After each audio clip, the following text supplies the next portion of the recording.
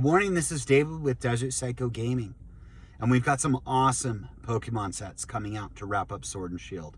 We've got the Charizard Ultra Premium Collection, which, whether you think it's going to go to the moon or it's going to trickle down, it's going to be a really cool set. It's got some beautiful cards, and I'm excited to see how it does. I think it's going to do well, seeing it's near the holiday season, but that's going to largely depend on how many of them are available. We've also got the Precious Collection, which many people haven't heard of, and that is a Japanese black box. It's kind of a luxury set, the wrap-up Sword and Shield, and it has a very unique card in it, a single card with a display, and that is trending right now around $300 on pre-order. We're not exactly sure when that one's going to come out, but I think there's going to be a lot less of those with the Charizard Ultra Premium Collection. So as fun as it is to speculate on the pipeline that Pokemon has coming and these awesome sets to wrap up the generation, I wanted to discuss something a little bit less fun today, but something that is worth mentioning, and that's taxes. So periodically, with all types of trading cards, there are catalysts that, for better or for worse, directly impact a trajectory of cards within either a segment or the broader hobby. And I think the one that's going largely under the radar right now is tax legislature and how that's going to pan out for this year, going in right before tax season of next year. So this year, laws had passed, at least impacting this tax year, to where reporting thresholds have dramatically changed. They've decreased. So all transactions $600 or more are reportable. Now, although that data is collected, I'm not sure what can really be done with it, because most transactions, I would assume, are probably $600 or more. So we're talking a virtually infinite amount of transactions. But what will absolutely impact taxes are the online reporting threshold changes. So last year, the amount of sales you need to have per website for it to be reported, and you get a 1099, was $40,000 a year per website. This year it's 20. There are a lot of flippers out there who've gotten into trading cards, or people who just sell them as well, not necessarily flippers, who got in 2020 and 2019. And the buildup, a momentum of the people who've stuck with it is pretty much there, where a significant amount of sellers are going to be hitting over that $40,000 threshold. Or the $20,000 threshold. Now, I'm not talking about revenue. I'm not talking about making $20,000 in revenue.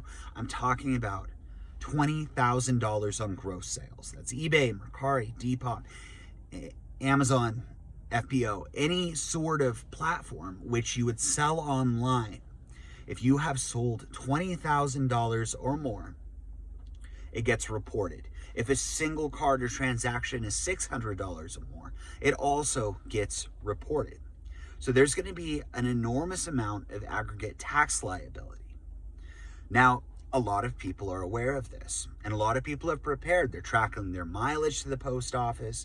They're tracking every single detail that they can write off for taxes, and they've kept a very clean inventory system. But that is not true with everybody. And I'm really curious to see how much the damage is. And if the damage is significant enough, if people don't have the capacity to actually pay their tax liabilities, I'm curious to see what percentage of the Pokemon sales market this is actually going to impact. Now, large retailers and large independent sellers have been dealing with this for quite a while, right? They sell their lifeblood online, and the taxes are just a reality of life. But a lot of them probably haven't.